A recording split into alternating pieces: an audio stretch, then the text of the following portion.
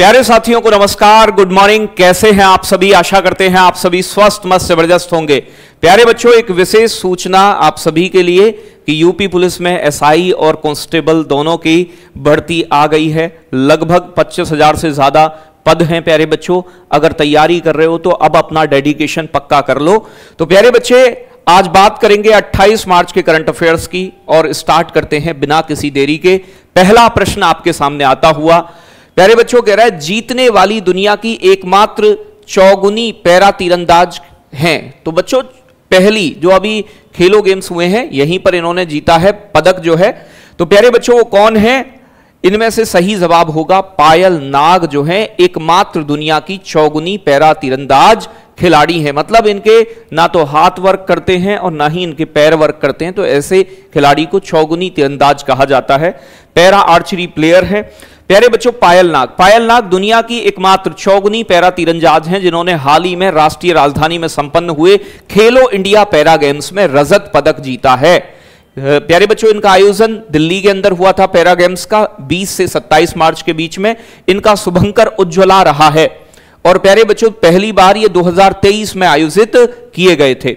Medal tally में हरियाणा पहले number पर रहा, टोटल मिलाकर 96 मेडल जीते, 31 गोल्ड मेडल। दूसरे नंबर पर तमिलनाडु राज्य रहा, टोटल 68 मेडल जीते, 26 गोल्ड मेडल जीते। उत्तर प्रदेश का तीसरा नंबर रहा, 65 मेडल टोटल जीते, 22 इसमें से गोल्ड मेडल थे। राजस्थान ने 61 मेडल जीते, चौथा नंबर रहा।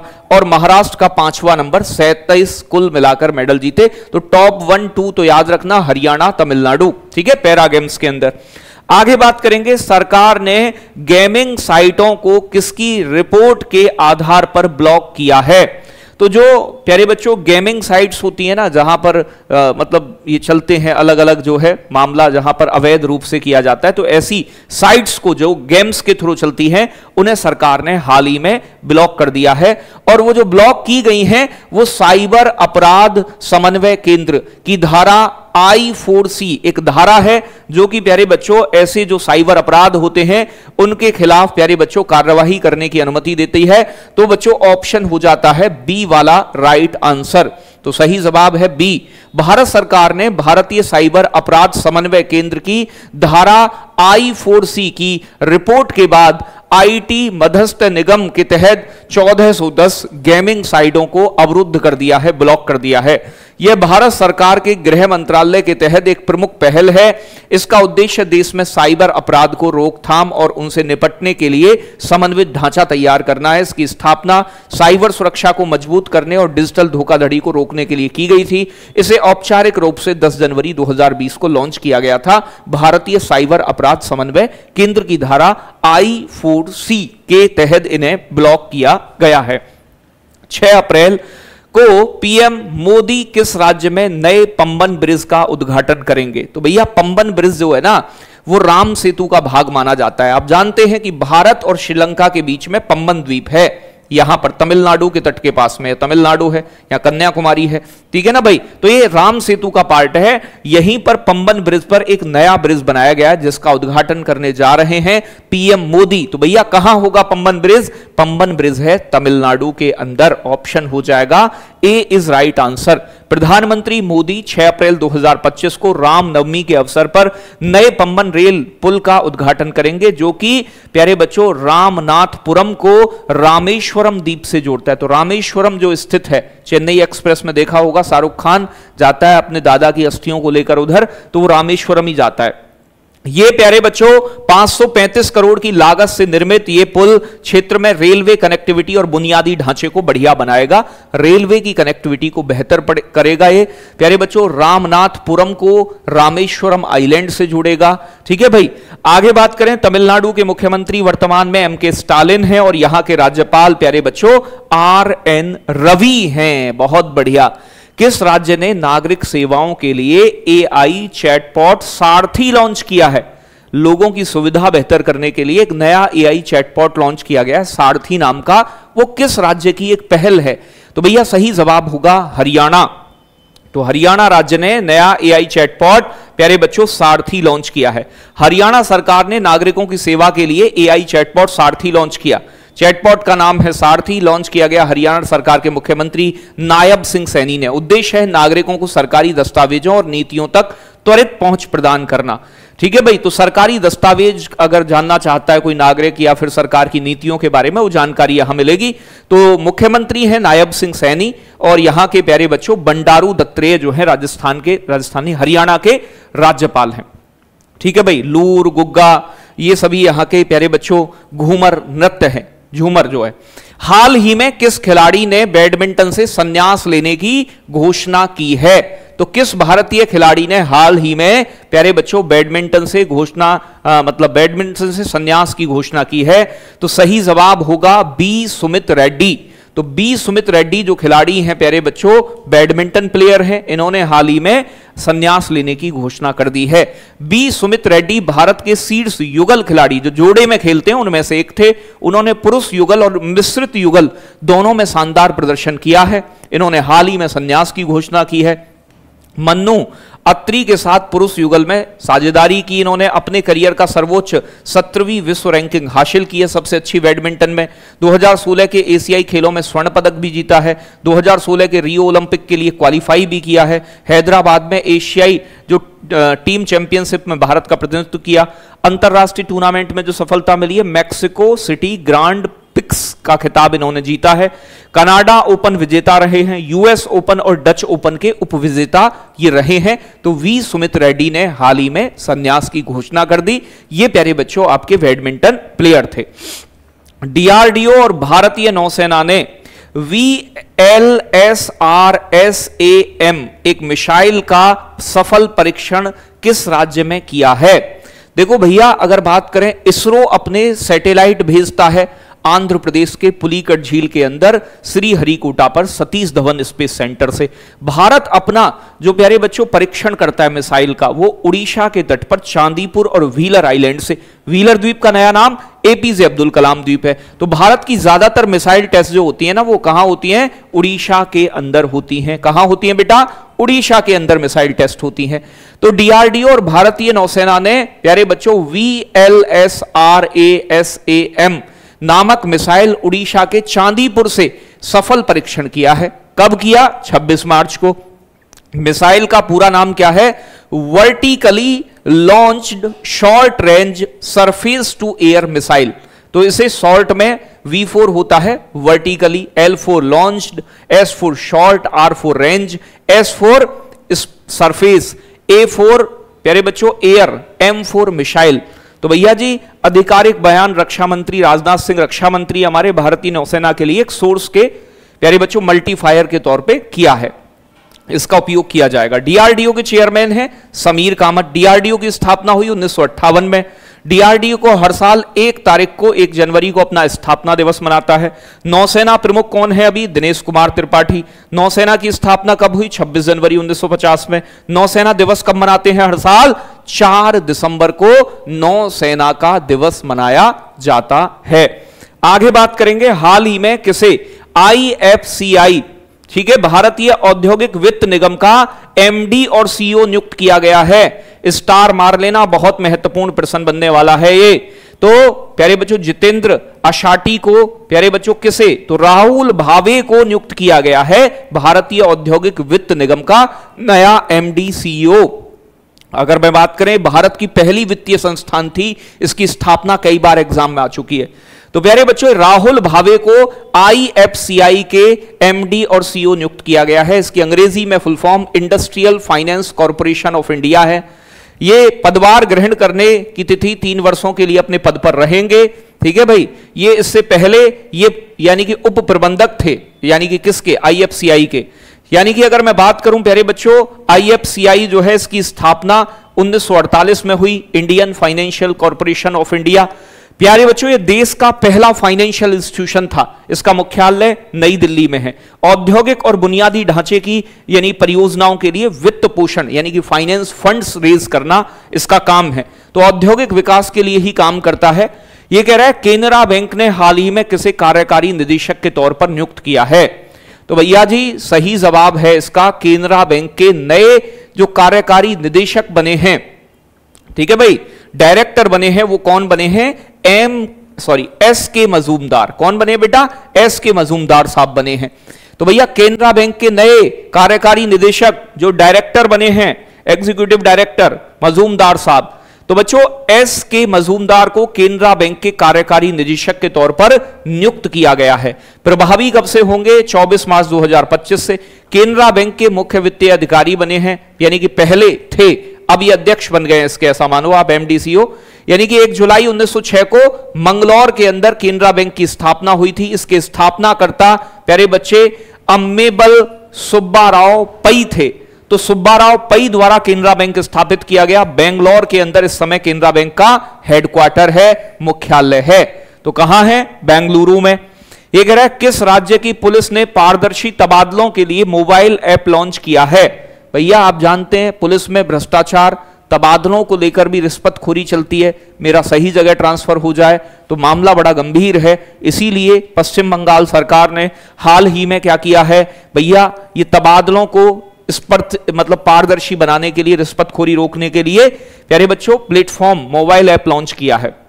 पश्चिम बंगाल पुलिस ने पारदर्शी स्थानांतरण के लिए मोबाइल ऐप लॉन्च किया। उद्देश्य है पुलिस स्थानांतरण में पारदर्शिता सुनिश्चित करना। कौन पात्र होंगे? कांस्टेबल से सब इंस्पेक्टर तक के सभी लोगों का तबादले के लिए। कब प्यारे बच्चों? अंतिम तिथि जारी की है, 11 अप्रैल तक कर सकते हैं। पुनः आवेदन आवश्यक है उनके लिए जो 21 मार्च से पहले आवेदन किया था। लोक नृत्य कौन से पश्चिम बंगाल के? जैसे छऊ है, गंभीरा है, बाउल है, संथाल है। मुख्यमंत्री कौन है? तो ममता बनर्जी। यहां पर सुंदरवन नेशनल पार्क है प्यारे बच्चों आपका, बुक्सा टाइगर रिजर्व है, न्योरा वैली नेशनल पार्क है। तो कई सारी चीजें यहां आपको देखने को ऐसी मिल जाएंगी। NHRC 2024 में मानवाधिकार लघु फिल्मों के लिए प्रथम पुरस्कार किस फिल्म को प्रदान करेगा? NHRC 2024 की मानवाधिकार लघु फिल्म, जो मानव अधिकारों के ऊपर बनी हुई फिल्म है, ह्यूमन राइट्स के ऊपर, उसके लिए प्यारे बच्चों लघु फिल्मों के लिए पहला पुरस्कार किस फिल्म को दिया जाएगा? तो प्यारे बच्चों सही जवाब है दूध गंगा घाटी की मरती हुई जीवन रेखा। ये प्यारे बच्चों किसके लिए बनी है? लघु फिल्म बनी है प्यारे बच्चों आपकी मानवाधिकार के लिए। यानी कि इसमें प्रदूषण और बाकी चीजों की वजह से नदी जो है अब खत्म हो जा रही है, दूध गंगा नदी, ठीक है ना। इस कारणवश प्यारे बच्चों इसे पुरस्कार दिया जा रहा है इस मूवी को, जिसके ऊपर ये मूवी बनी है, लघु फिल्म बनी है। NHRC ने 2024 की लघु फिल्म प्रतियोगिता के लिए प्रदान किए गए हैं पुरस्कार, जिसमें इंजीनियर अब्दुल रशीद भट्ट की दूध गंगा घाटी की मरती हुई जीवन रेखा को 2 लाख रुपए का प्रथम पुरस्कार मिला है। प्यारे बच्चों कदारप्पा राजू की फाइट फॉर राइट्स और प्यारे बच्चों आर रविचंद्रन की गॉड GOD गॉड को, ठीक है, क्रम से दूसरा और तीसरा पुरस्कार मिला है। 4 फिल्मों को विशेष उल्लेख प्रमाण पत्र मिला है, जिनमें से प्रत्येक को 50,000 रुपए का पुरस्कार दिया गया है। NHRC की स्थापना हुई थी 12 अक्टूबर 1993 में। इसका मुख्यालय दिल्ली में है और इसके नए जो अध्यक्ष हैं वो न्यायमूर्ति V राम सुब्रमण्यम हैं। तो NHRC की स्थापना, मुख्यालय, नए अध्यक्ष पूछ लेता है एग्जाम में, सुप्रीम कोर्ट का रिटायर्ड जज ही इसका अध्यक्ष होता है। आगे बात करेंगे किस कंपनी ने उत्कृष्टता के लिए सुपर ब्रांड 2025 का खिताब जीता है? तो भैया किसने जीता है? यानी कि किस कंपनी ने उत्कृष्टता के लिए सुपर ब्रांड 2025 का खिताब, प्यारे बच्चों यहां नाम लिखा दिख रहा होगा, मुथूट फिनकॉर्प द्वारा।